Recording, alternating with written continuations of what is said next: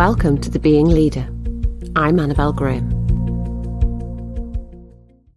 So welcome back to the podcast. And today I'm joined by Nick Howell, who's been a previous guest before, and we're going to explore change in the team. So welcome, Nick. Good morning. Good to be back again.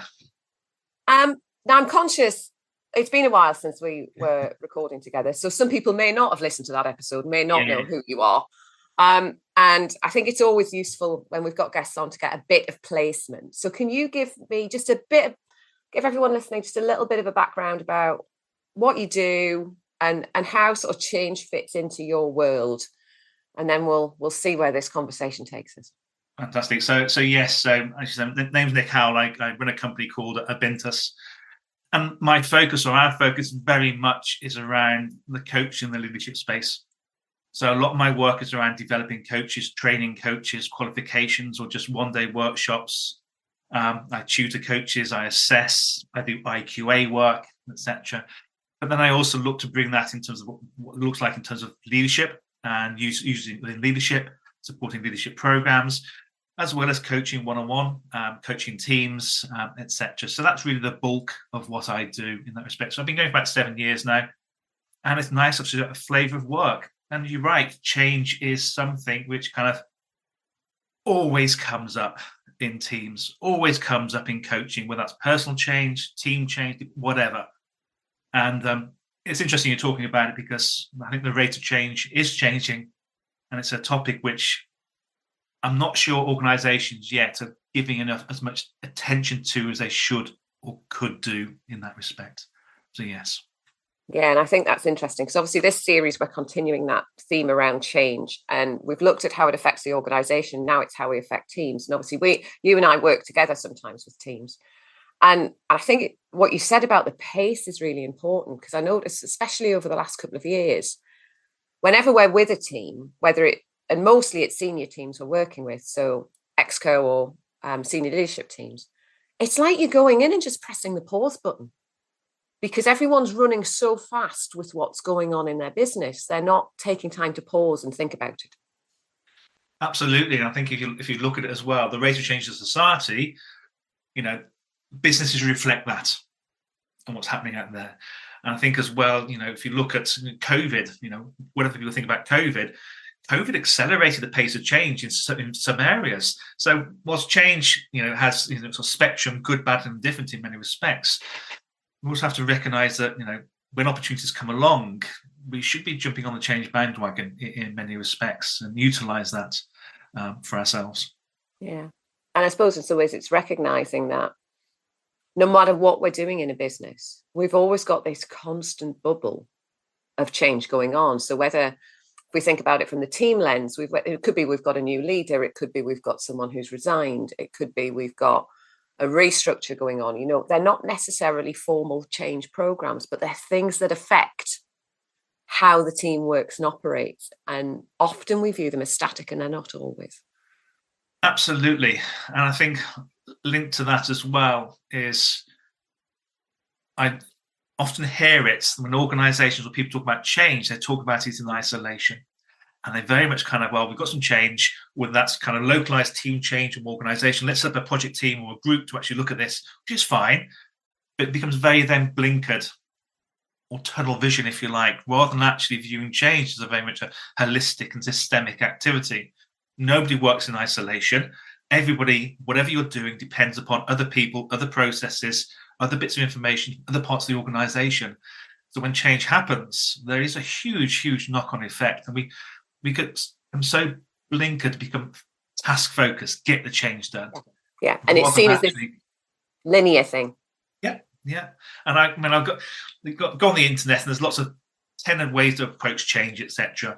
And I guess 5 or whatever the best top tips for change. And I think there's just some principles, and one of them is actually when change is happening, whether it's for you, the team, or whoever, is actually just rather than diving in, is simply taking that step back. And rather than seeing a handful of trees in front of you, getting in your organisational helicopter and seeing the whole damn forest. And what does that tell you about the change and where it's going to impact, etc.? And if we did that, I think we'll start to view change very, very differently. Yeah, I'm smiling as you're saying about steps. Is this where I admit I'm not a fan of Cotter's 8 Steps of Change, because I think it's not, it's just, I mean, it's a great book. It's out there. It's on the bookshelf. But I think it's too simplistic, and the world we work in is a little bit more complex, which sort of brings us back to teams, because teams are complex. So I think before we get started and thinking about different things that impact teams from a change perspective, I'd be really interested to know what are we deeming a team to be? And I say that because I think organizationally, we're really good in businesses about creating teams. So whether that's a hierarchical team where we just shove a load of people together and work on the theory that they're going to get on amazingly well, it's going to be brilliant, and they're naturally going to be perform. Or whether it's a project team who often have a massive remit or a big ask, and again have never worked together, or whether it's just a collection of people who in theory are called a team when they're not. So what do you view a team as? It's interesting that that's a little point there in terms of, actually we use the word team quite indiscriminately in organizations. Well, we've got a group, we've got this, let's call it forming a team, etc. But actually, if you start to look at it, and it doesn't have to be a complex.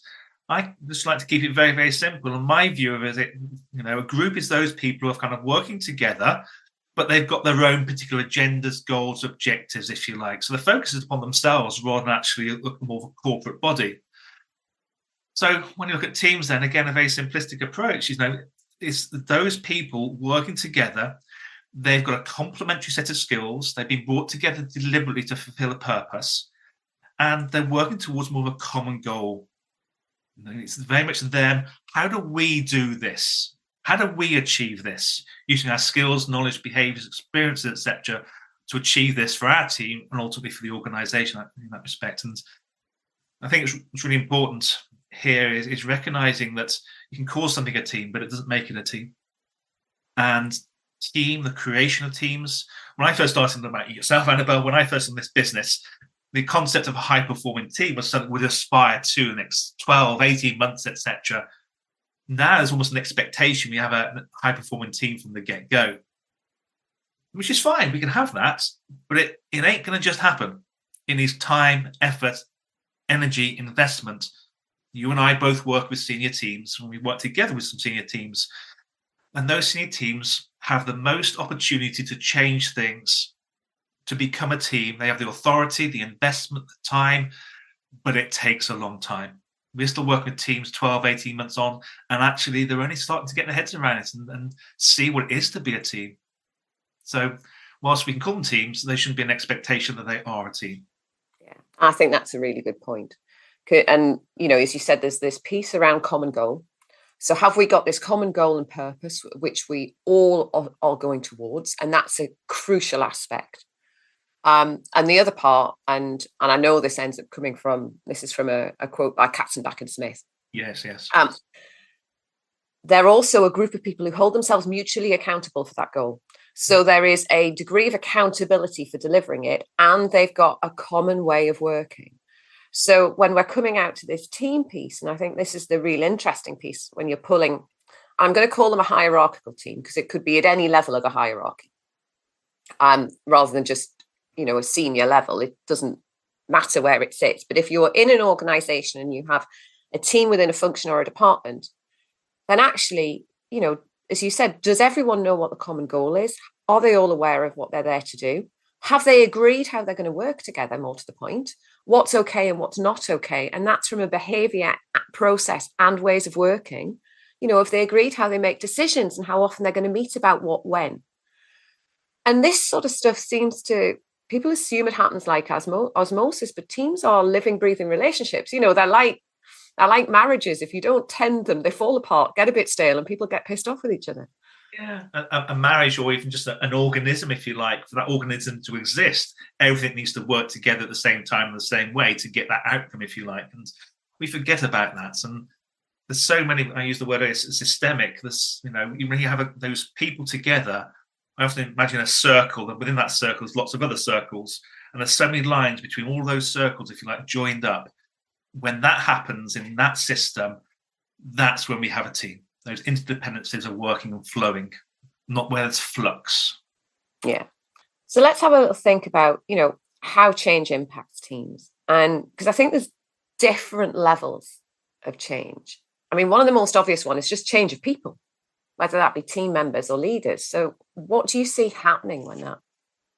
I think we can look at leaders, look at members, if you like, and just looking at members first. I think teams are often very adaptable. So, if we lose, and it depends on that person's role, people's role in that team who are actually leaving. If it's a highly critical role, and obviously have a greater impact upon the system, the processes, the ways of working, and the behaviours, etc. If it's less critical, obviously less of an impact. Obviously there's always a sense of loss. You have to look at Tuckman to kind of look at his model. And he has that mourning stage, if you like. But it's accepted. And I think in this day and age, increased acceptance that people move on. 20, 30 years ago, it's more of a job for life. So there's an acceptance that people move on. And therefore, I think teams can be very, very adaptable. It also depends if the person's liked, the people are liked or not liked in that respect. And when those people go, roles, responsibilities shift, both in terms of the roles that they're actually employed to do, but also you look at Belbin, those secondary team roles, they shift as well in that respect. And being part of a team is also having membership. So when that membership changes, that internal dynamic also changes.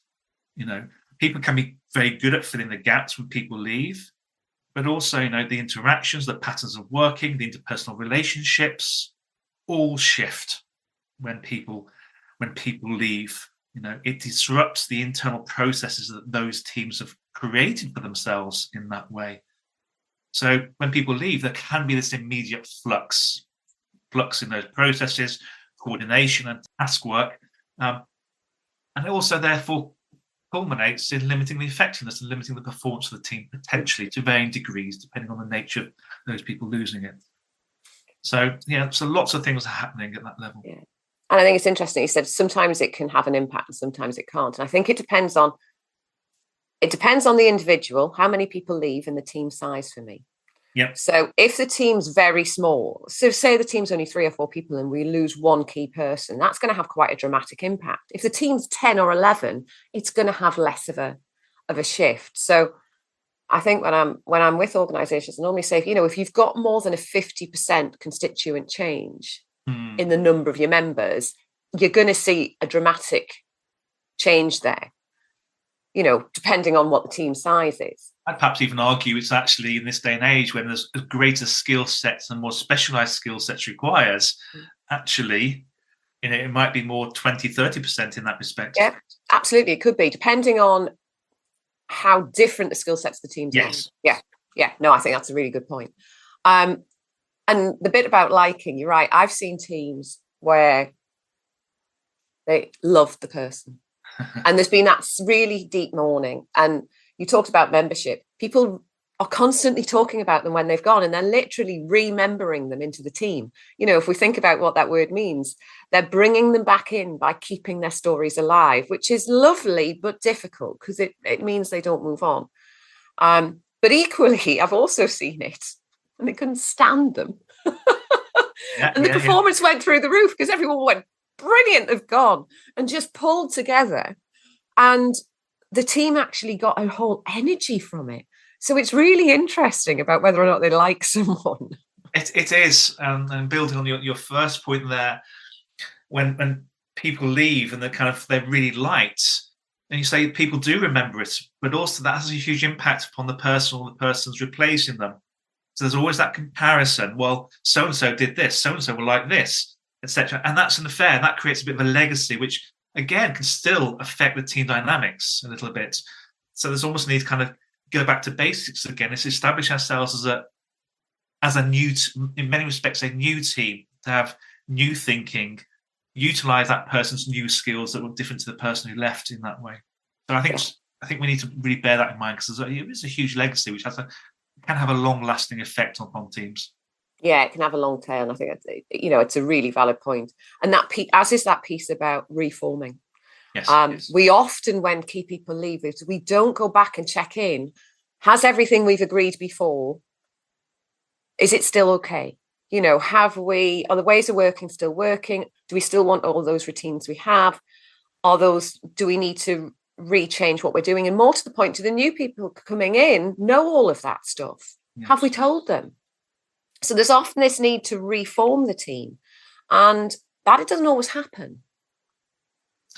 No. Which I think can be a bit dangerous. Yeah, I agree very much. And it also kind of, we're talking about change today and changing teams, and that's absolutely right. But something I want to kind of raise, and I think you and I have spoken about this before, and a lot of the research and reading I do around this, it doesn't get the gravitas or the position I think it should do, because we're talking about change, but change is a physical, it's a transactional thing. And there's another side of it, and change actually is transition. And transition is about psychologically moving people through the changes happening, letting go where they're at, start to think about new things and embracing new ways of doing approaches. So when you bring new people into a team, there has to be, for both parties, this transition phase and enabler and almost forcing that to happen. This is where this reforming comes in that you were talking about here. And a lot of the reason why change fails, in my view and reading, is because too much emphasis is put on the change. Change might be writing a new process, bringing in some new software, setting up a new team, a restructuring. That's a change. But how you actually get people to embrace and walk through that is critical. And we don't do it very well as organizations. Yes. It's not seen as valuable. But from the moment you start a piece of change, the people element should equally be thought about. Yeah. And I think that becomes even more crucial when you talk about that transition piece, when we've got reorganizations happening. Absolutely. So if you've got a restructure of the team, or we've recut it, that becomes that key bit where people actually, you get a bit of survivor's guilt, where people feel guilty because they were still there, and that some of their members left, and they still got a job. And we also get this lethargy where people get stuck, especially if they didn't agree with that reorganization. And I've seen this happen really badly where, a year later, people are still holding that anger because they've seen the job as their identity. And therefore we end up with, they get stuck in that identity, and there's a real challenge around it. But equally, if there's a long restructure, I remember being in a business where it was a 45-day reorg, because obviously there was hundreds of people going at that point. And people were just fed up, They sort of got their heads around it the first couple of weeks of consultation, but then were made to work their notice rather than leaving. And it was just painful. And you could see there was this friction between the people who were going and the people who were staying.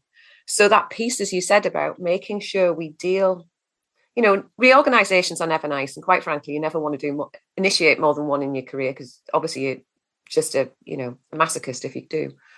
But there's often a reason for it. But the best thing you want from it is for people to feel they've been treated fairly and left well. And that doesn't always happen.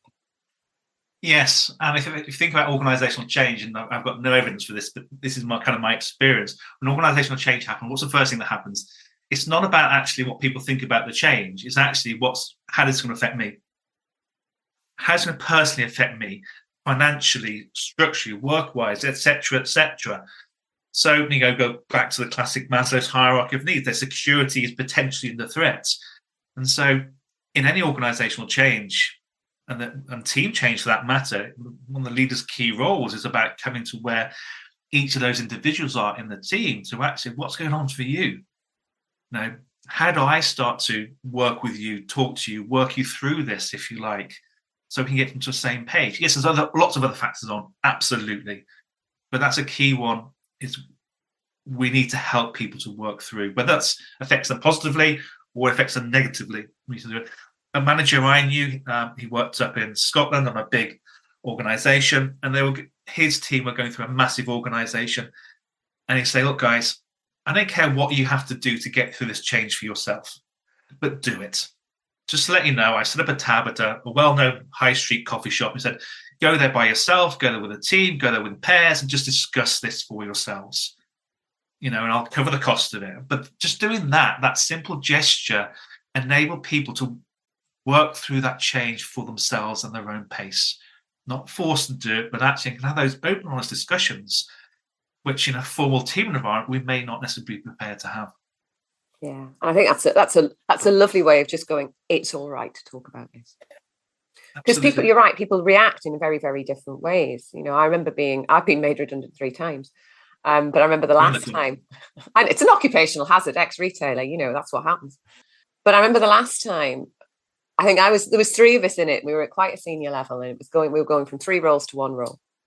And I remember the conversation being had with me, and I went, I actually think it's 6 months overdue. I think we should have done it ages ago. So I moved really, really quickly through that curve of acceptance. Also, I'd been looking to move on. I needed something different. So for me, it was an amazing opportunity. I, in the end, didn't apply for anything, took voluntary redundancy, and was over the moon. And people couldn't believe I was leaving, because I left in about 4 days. I was looking after IT and HR, they're dangerous departments. So, it was faster for me to go, which was lovely. I got, 3 months paid leave, and bought cakes the day I left, and people thought I was mad. Absolutely mad. They went, "On, you're supposed to be upset." I went, "No, it's such a great opportunity." I think the person who ended up getting the role was initially a bit surprised, but then was really committed and stayed. And the third person got really stuck because they didn't get it, and it wasn't, that's just 3 people and 3 very, very different reactions. You mentioned the curve there. Whenever we do training, we always reel out the kind of the people who lost grief curve, or comes to know the change curve in that respect. And it's true, it's valid, it has a place. And whenever you train it with people, oh yeah, I get it. Oh yeah, I see myself going through this. Well, my team have been through this, yes. But how much they actually then take that, lift it, and use it on an individual basis, recognizing your team, you've just shared there, you went through that process really, really quickly. Other people, it's a real, real slow uphill struggle. So, people, line managers will talk about a great model, but I don't know how much attention they actually give to their thinking and their planning around this change and this transition for themselves and for their team, as well as recognizing they're going through that as well for themselves in that way. So whatever model you're using, it's recognizing people need to be taken through it. And you and I are both advocates of coaching, and this is where coaching is such a fantastic tool to work with individuals and teams through this change process, through this transition, tailoring it to exactly what they need at that moment in time for themselves. And I think also a lot of it's about personal agency. How much control do you feel you have over the situation? So you find the people who see things as, who can see it as a way of being able to take control, often move through that a lot faster. Whereas if we're feeling it's done too and we have no control, that becomes even more destabilizing. Yes. And I think that's another point. And when it comes to change and transition, line managers don't think about is what control, what things in this change process can I give to people? Because if I involve people, if I engage people in the process, whether they fully agree with the change or not, they're potentially more likely to buy into it, see the value in it because they're involved in it. And that's what I think, for me, that's one of the key factors. If wherever you can, involve as many of your people in that change, because it'll pay you dividends, it'll pay them dividends, and ultimately performance will be maintained as much as it can be through that change and transitional process. Yeah, I think that's a really valid point. I remember I've in my previous world, I ended up leading on 2 or 3 systems changes. Again, never do more than 1 in your life. It's far too difficult. But I think what I learned from the early ones, and I remember doing with the last one, was I involved an awful lot of people. I mean, it was in retail, so I got a lot of the store managers involved. And I remember when we started it, being told they're going to hate it. There's this person in this branch and this person in this branch. They're going to be the biggest challenges you're going to have. And I went, why? They went, well, they know it really well and they're really bought into it. I went, all right, then fair enough. So I just pulled them onto the change team and went, well, let's use you as advocates. And actually they were, we got, I think, 3 or 4 people who ended up being the proofers. They wrote the guides, and actually involving people. They were the best advocates we could find. They were superb because they had the gravitas that people listened to them. Yes. So actually it meant they became the change agents. And it could have been painful and I could have had a fight in my hands. But actually, having done that in previous worlds, I thought, no, there's a better way of doing this. And they were great. Superstars. I think that is so much easier when the change is internal, led by the organization because of choices the organization is making. It's a little bit more difficult, but not impossible when the change is external. So, for example, maybe there's a quick regulatory change or whatever else. So the change is kind of imposed a little bit, so we just have to get it done to comply with it. So it's not saying it can't happen, but it's a little bit more difficult in that respect. And perhaps that's when you tend to join your specialists a little bit more rather than using the team universally. Yeah. So we've talked a lot about how this affects team members. What about that change in team leader? Is there a difference from that piece, or what do you see? I think there is a difference. And if you're just talking about the impact upon the team, again, hopefully the leaders liked and wanted, etc. They've been doing a good job. So when that happens, yes, it's a significant loss. That figurehead, that leader, that organizer, that empowerer, whatever you want to call them, leaves. So the team can be left, can feel a bit directionless, rudderless in many respects. Hopefully, if they've done a good job, the team knows their responses, so they can carry on that respect. And I think also it's dependent on the approach taken of the person who then comes into that team. Whether they are kind of just come in and it's kind of new person, new broom mindsets, or whether they take their time to observe, listen, experience, and then make some changes. So you and I know David Marcane's his intent video. I've just listened to his podcast, and not his podcast, his book on Audible, and it was fascinating because he was taking over leadership of a submarine. It didn't just happen overnight. He had this warming period. So he literally spent time in every department with every person in that team to understand what they did, how they did it, what they liked, what they didn't like, etc., and absorb this. So when he did start to take over the captain's role of that submarine, he made very, very much informed decisions based on what he thought was right and what was in the rules, but also what he felt the team needed to have happen for them to engage in it, for them to perform, and for them, he uses this phrase, I changed the mindset from leader follower to leader leader. And any leader coming to a role has the opportunity to do that. But it's how they approach it that's the real deciding factor in it. And David Marcaine, in his book, Turn the Ship Around, is a great example of how to do that. Yeah, and that time to just understand what's going on at a much lower level, because often when we get to a more senior level, we are detached. There's a degree of detachment depending on how many levels of hierarchy sit underneath. Yes. And that can mean, we don't always make the right decisions because we're not getting the right information. We're not going out and getting the right source information from a wide enough set of sources. Absolutely. So one of my friends, she's a senior manager / leader in the NHS, and some of their senior roles, they change every 2 years.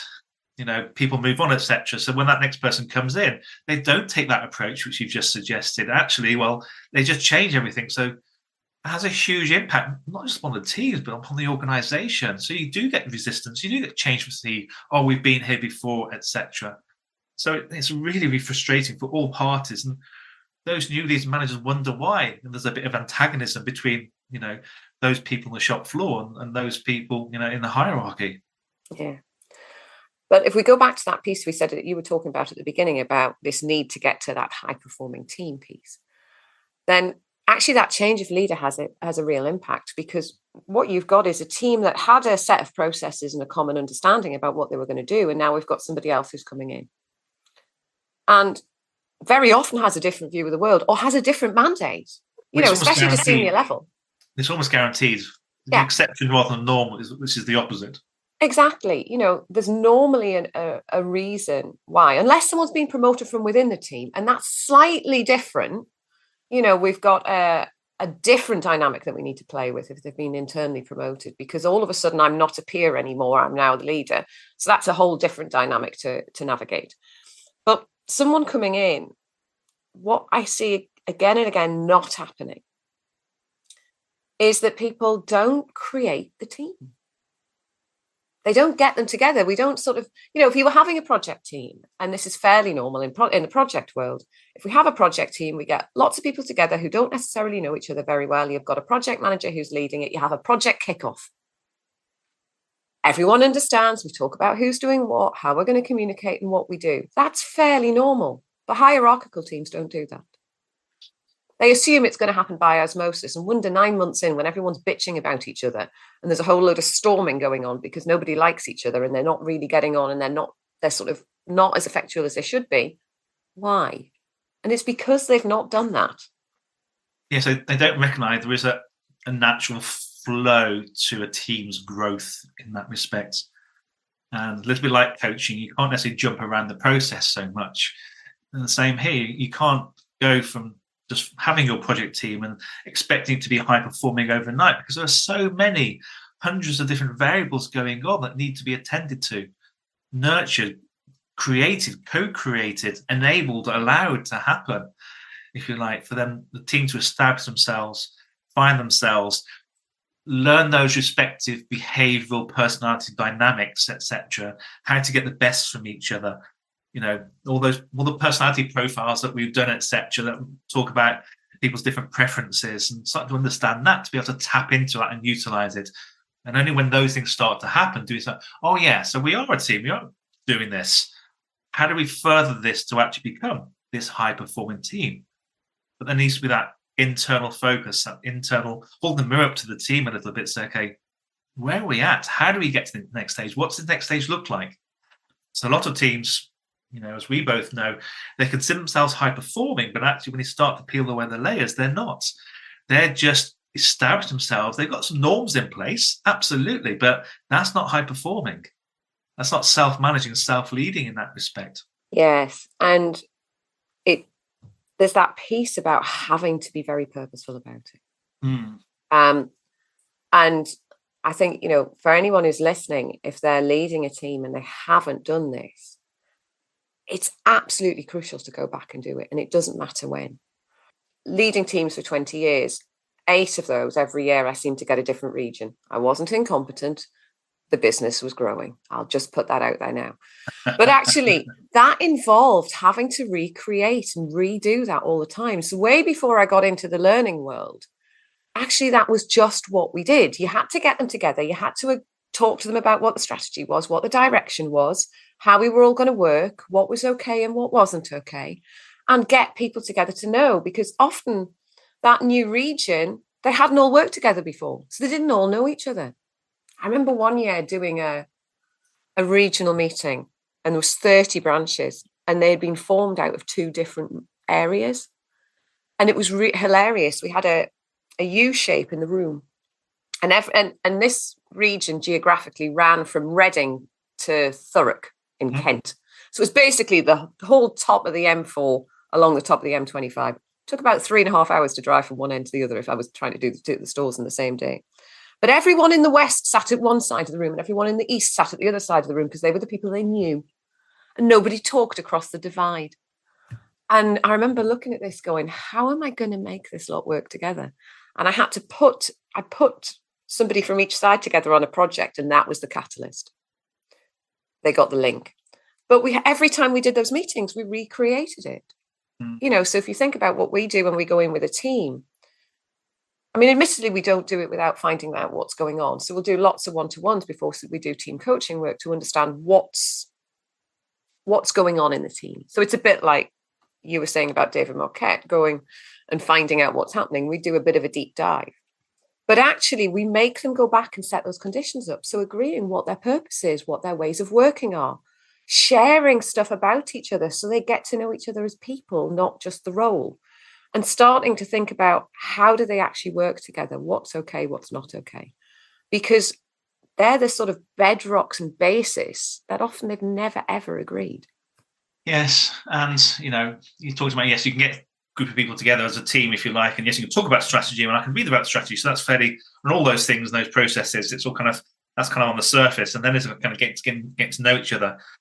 But what we have to recognize as well, and people forget about it and see it through this lens, is that actually a team changes because there are behavioural and mindset shifts in individuals and those corporate body of individuals.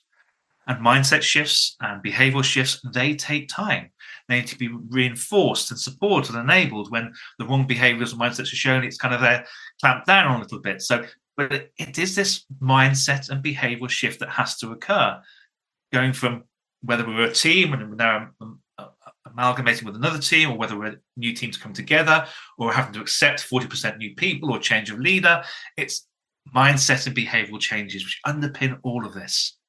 Yes. And also recognizing that these aren't nice to haves. No. I think that's the thing. I do remember, I can't remember whether it was on a leadership program or whether it was with a team or an individual, but I do remember saying a few months ago, you do realize I'm not saying this because it's just a bit of theory and it sounds nice. You do realize you should be doing this. It's part of your day job. This is not a nice to have. If you want your team to function, these are just things you should be doing. Yes. Because if that's role modeled really well in the organization, it'll be happening by osmosis and you won't even realize. You'll have just learned it. I didn't go on a program to learn it. It was just what had been role modeled. So that's what you did. Yes. But actually, if it isn't role modeled, it's thinking about what do I need to be doing differently. So that creation is so important. But I'm also thinking back to, we've talked a little bit about people leaving organizations and coming in and out. And when the leader leaves, are they liked, they're not liked. And actually, what I was also thinking about is whether they leave well. Yes. So whether they've left by their own choice, resignation, voluntary redundancy, or whether they've been removed. Because that actually puts a whole different dynamic on it when they go quickly for whatever reason. And we usually see this more at a senior level than a junior level. Yes, true. That has a whole ripple effect through a business. So what have you had experience of that, and what have you seen with that? So I can think of one example when a senior manager was literally removed overnight for whatever reason. And it was fascinating because the rumor mill was just rife. Absolutely. And all the different rumors, I thought, you haven't got a Scooby-Doo of an idea what's going on. But because I was involved in HR and development, we kind of got the lowdown a little bit.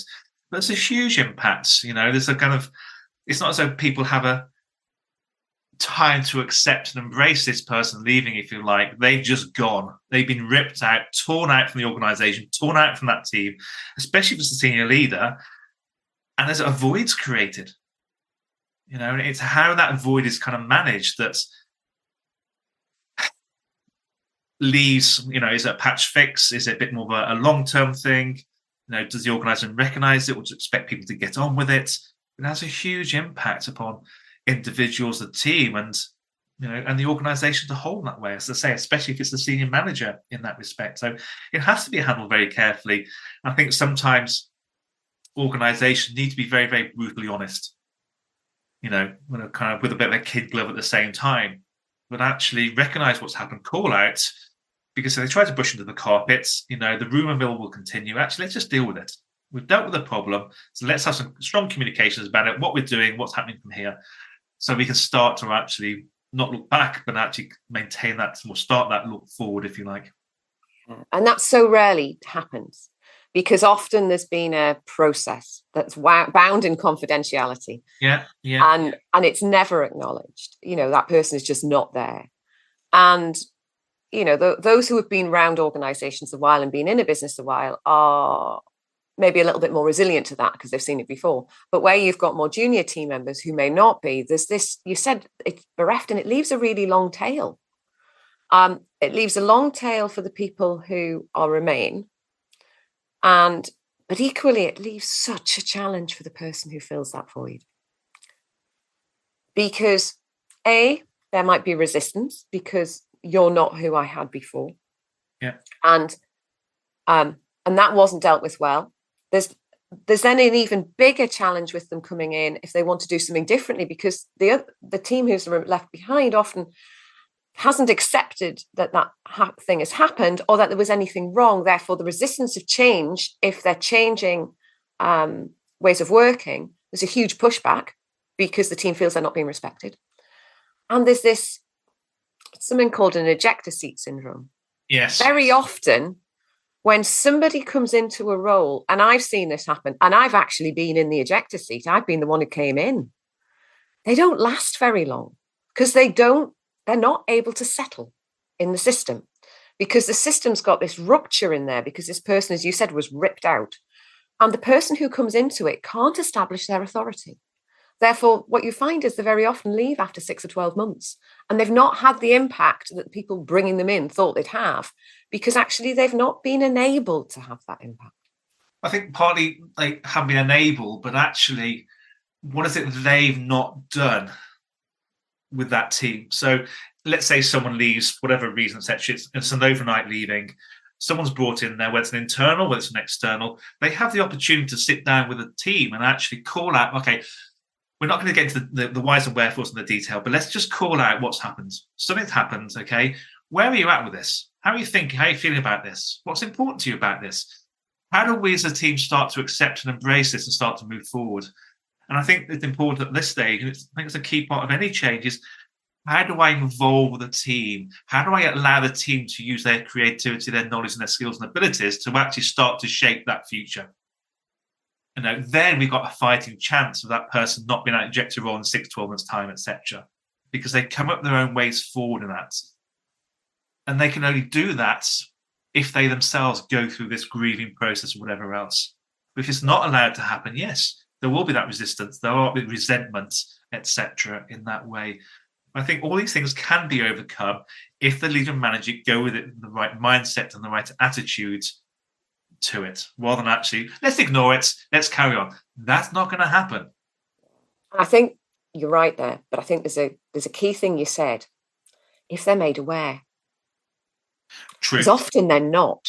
Yes. And I think this is, and I've seen this, especially where there's been a gap between people taking over, that often you'll get a repetitive ejector seat where no one can settle in that role. And this is often when you look at an organization, you see there's been 5 people or 3 people in 5 years in the same job role. There's something going on there that says, this person isn't settling. Whereas when you were saying about that, about getting the team together, it was reminding me of a situation where a peer was removed. Yes. For something that happened. I remember knowing and their team was super tight. And they had a bit of an awareness, but not total awareness.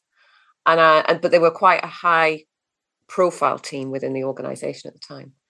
And I was aware of it because I'd been pulled into it. And we looked at them and went, someone's going to have to run it. And I remember saying, I think I took over part-time for a while because I knew if we put somebody new in, then they would not accept it. Whereas the plus point was most people knew me. Mm. And I was an easier move. Yes. Because the relationships were there in a very different way. It wasn't a role I was normally in. But there was this piece of actually, we're going to have to treat them really gently for a little while because they are really going to feel this because they idolize this person. Yes. And it was horrible and sad. But actually, they came through relatively well. But it was because there was knowledge. If I put somebody new in, we'd never have been able to tell them what happened. So I think, yes, what you're saying is important. If you have the opportunity to use someone, whether it's just on an interim basis, to actually help that team start to kind of work through this, you're in a better position to bring someone else new in. Because what we recognize is the fact that actually, and one of my friends uses this word quite a bit, the team are very fragile.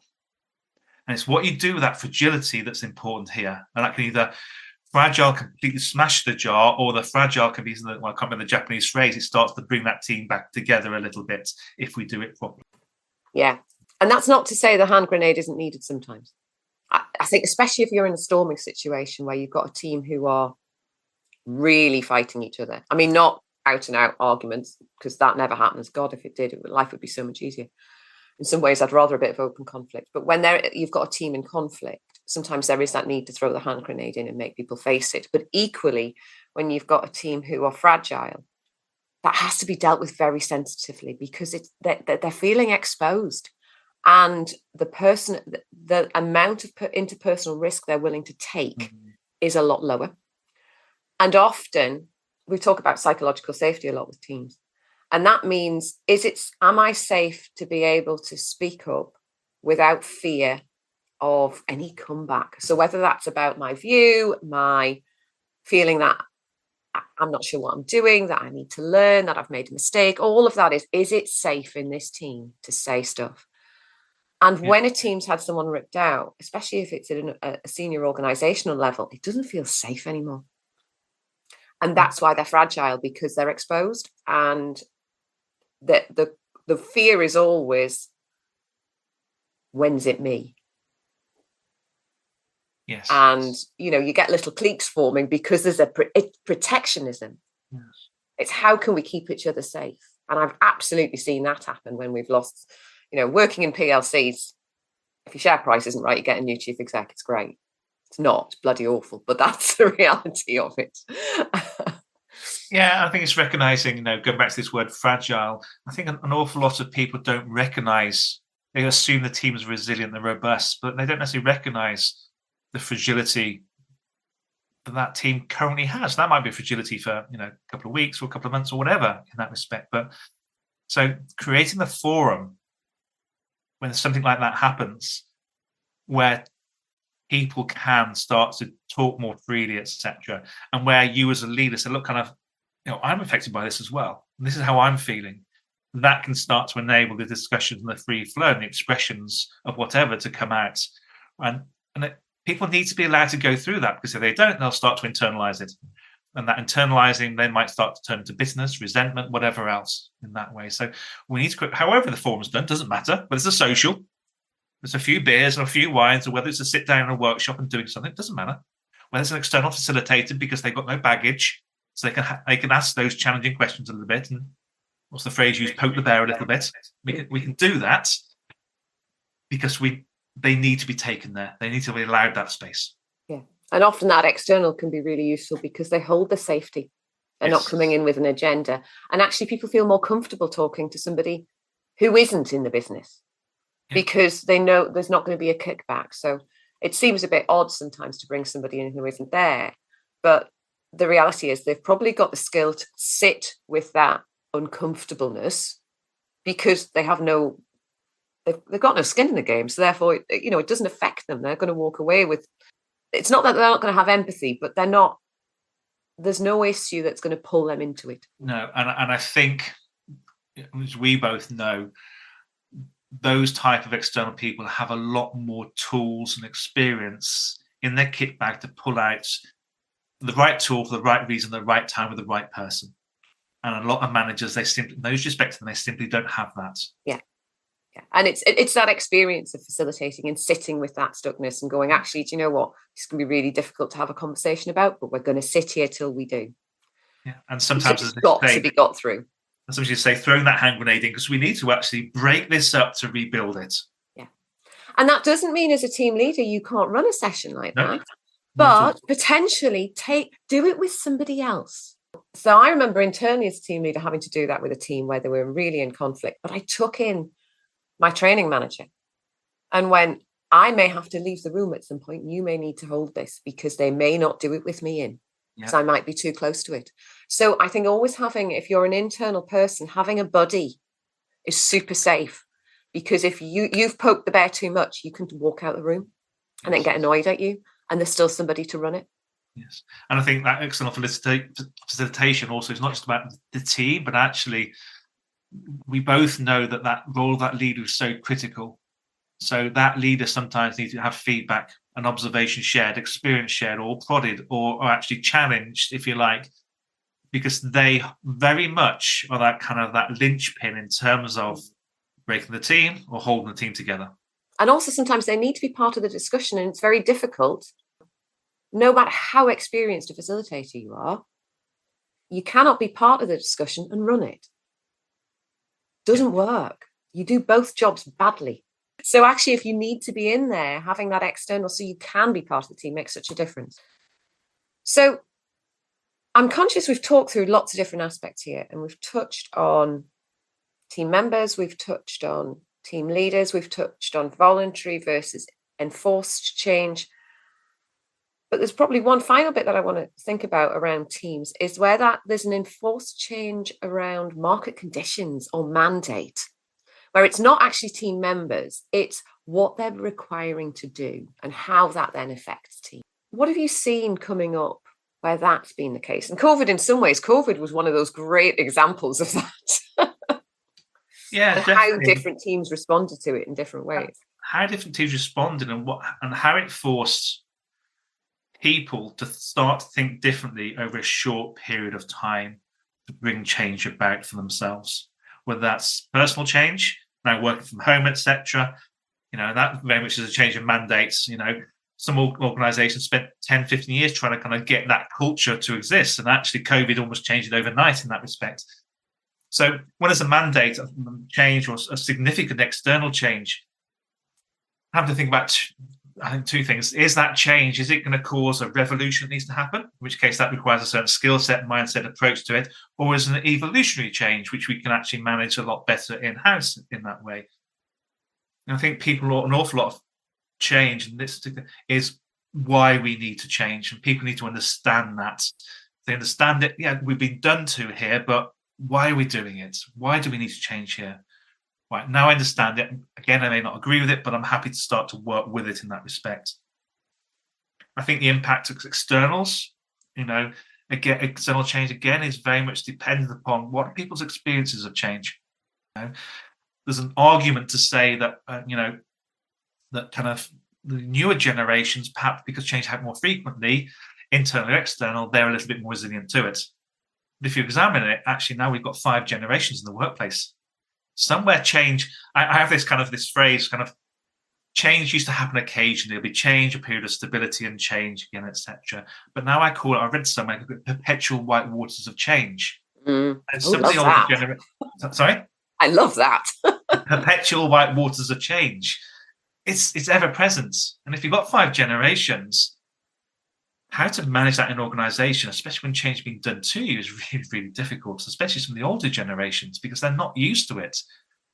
Yeah. And I disagree a little bit on whether or not there's a difference in generational piece. Well, not that there is a difference. I disagree whether the people who are new into the workplace are more resilient, because I'm not sure they are.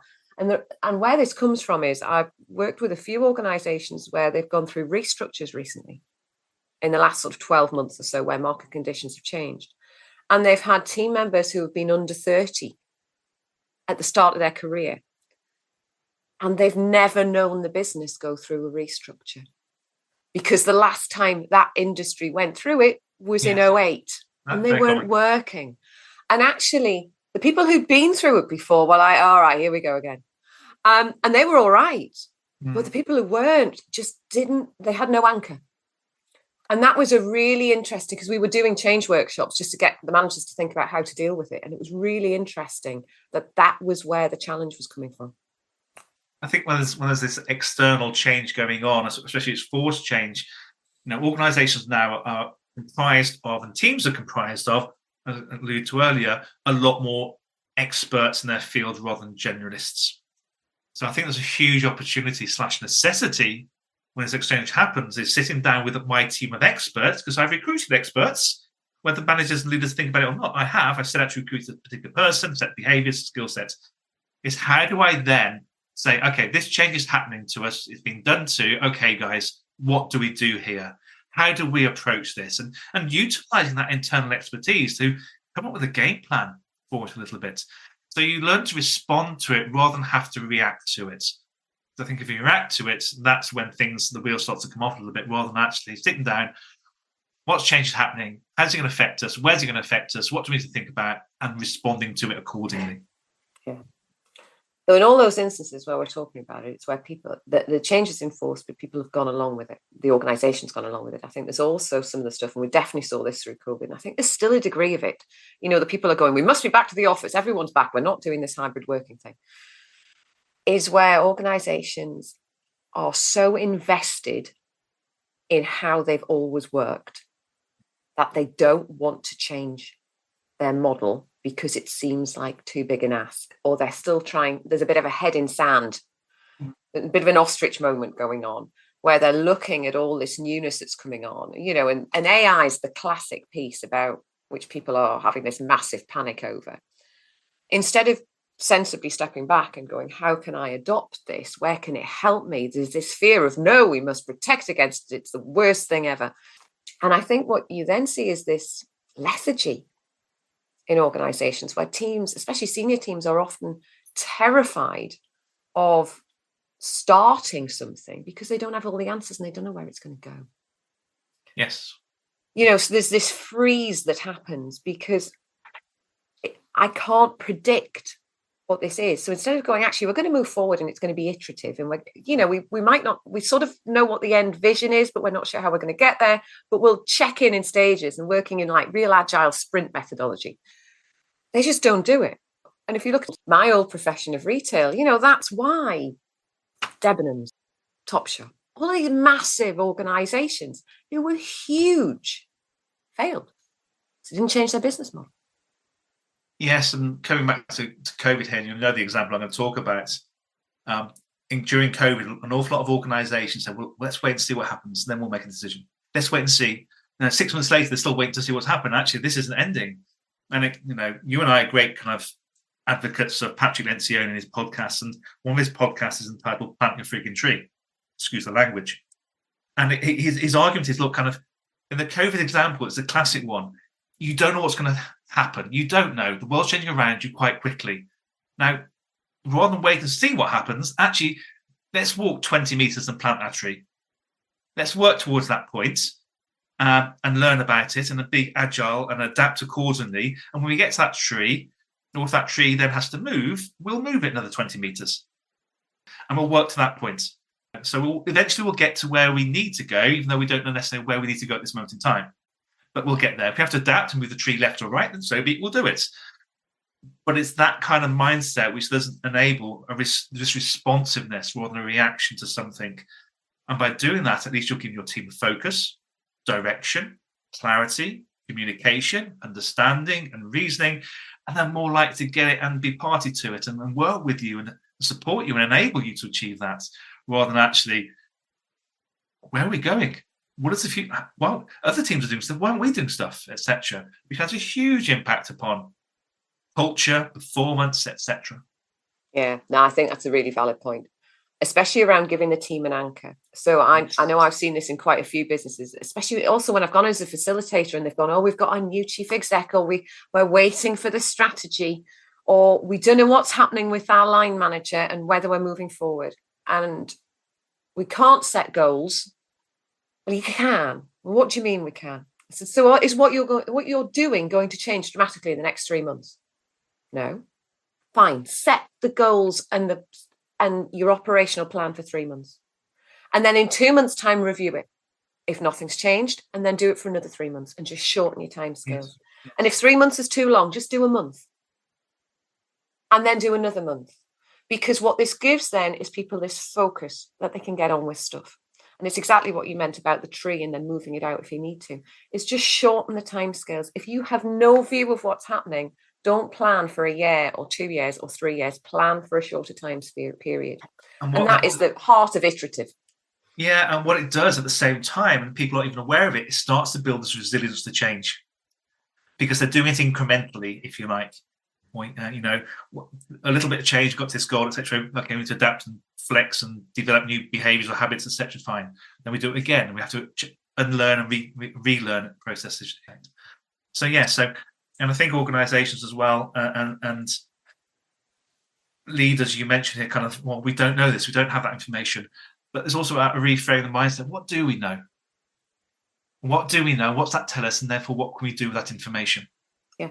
And if we don't know, who in our business might know? Absolutely. That we need to listen to? And if we don't know in our business, who externally can we listen to? Because the real challenge is, especially if we only ever recruit people from within our industry, is we get stuck in this massive echo chamber. When somebody out there has the answers, we just aren't asking the right people. Yeah, and rather than working hard about it, it's kind of work a bit smarter. Look, if something happens in the external markets, the chances are it's going to happen to other organizations as well. So what are they doing? How are they approaching it? What's their mindset to this, if you like? They're in exactly the same situation. They're going to have to make decisions as well. Okay, we might be a little bit behind the curve, but how do we, not about becoming them, but how do we emulate some of the things that they're doing for us and adapt it to our needs? So working from a true R&D approach, not research and development, rob and duplicate. Absolutely. Don't reinvent the wheel. If someone's done it, just credit them and crack on. In business, there's very little new things, if you like. Even if you look like EI, which was, back in the early 2000s was the thing, that goes back to Aristotle. So there's nothing new here. No, just got a different frock on. Yes, absolutely. Okay, so we've rattled around different aspects of change with teams today, from members to leaders to the impact of organizational change to mandated change versus voluntary and how that affects. If we've got people listening who are either in a team or leading a team or can influence how the team is led, what would your advice be to them for some of the things they can do to deal with the constant shifts, which is what we have highlighted, that are going to be happening in their teams? Yeah. And I've touched on a few already, but I think the first thing is just stop.